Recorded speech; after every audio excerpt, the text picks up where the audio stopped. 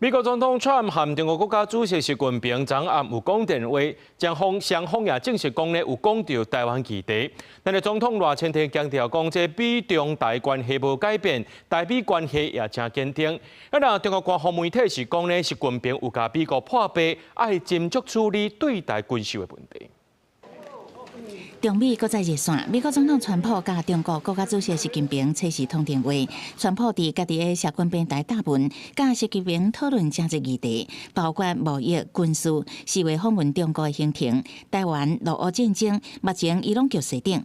中国官媒报道，习近平伫通话中特别强调，台湾是中美关系上重要的问题。佮讲到台湾袂使分裂，爱美国一定爱谨慎处理对台军售。总统赖清德表示，台美有正好的沟通管道，台美关系真坚定，而且美中台三边的关系维持死的无变。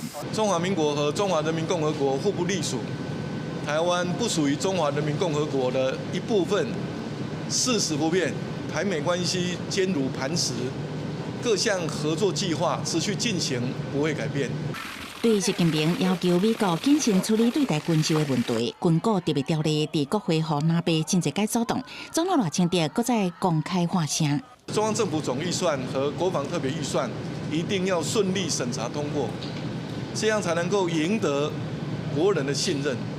也不至于对台湾带来危险。川习通电话了后，拢讲到台湾，国家川普4月要去中国访问。纽约时报指出，北京当就台湾问题向川普施加压力，要为4月川习会铺路。不过学者认为，比起中国官媒甲台湾议题放伫谈话重点，川普的答问是敢简单讲到台湾，明显有争差。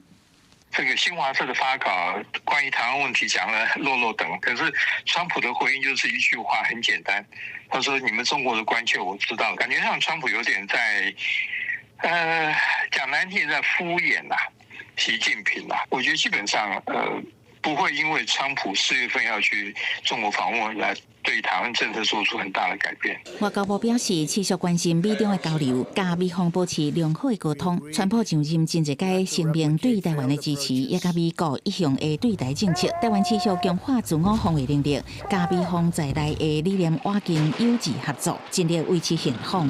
记者采访报道。